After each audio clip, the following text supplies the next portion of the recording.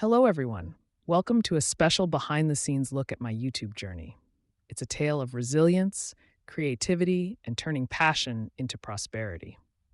A few years back, I just had a handful of subscribers and relied on ad revenue. But today, my YouTube channel is a thriving business, thanks to the many diverse income streams I've found along the way. Let's get one thing straight. Finding a niche on YouTube is an art. It's not about copying successful channels, but aligning your content with your identity. I had my share of trial and error, but found my sweet spot when I chose to teach rather than entertain. Tutorials, how to guides, product reviews, my content transformed into a hub of helpful information.